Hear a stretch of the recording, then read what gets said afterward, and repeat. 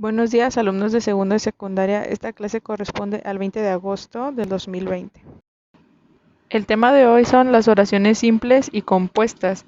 Las simples tienen un solo verbo simple o perifrástico. En cuanto a los verbos simples, es únicamente pues el verbo como lo conocemos. Aquí tenemos, por ejemplo, el acusado quiere un jurado imparcial. El verbo ahí sería quiere. La marea estaba muy alta. El verbo ahí es estaba. Anoche todos durmieron inquietos y preocupados.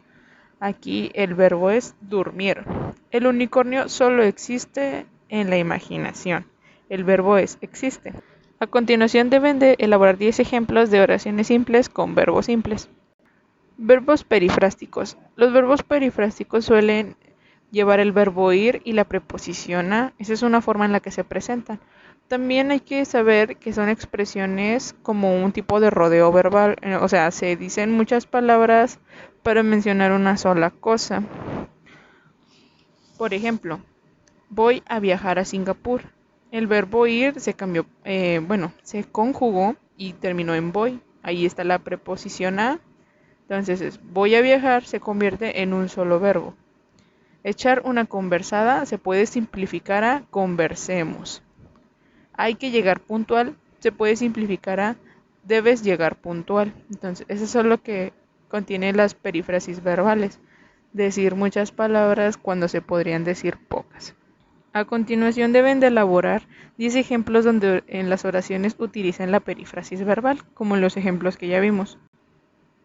Oraciones compuestas tienen dos o más verbos simples o perifrásticos. Por ejemplo aquí, cuando oímos los ruidos se nos cortó la inspiración.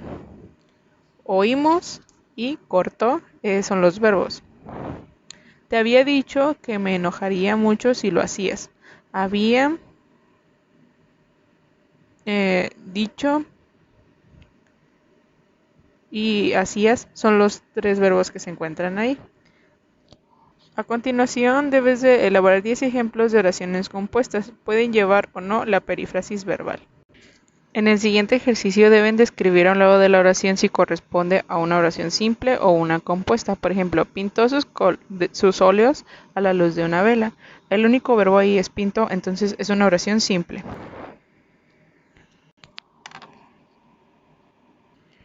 Por último, como lectura del día, hay que leer el cuento Las tres rejas.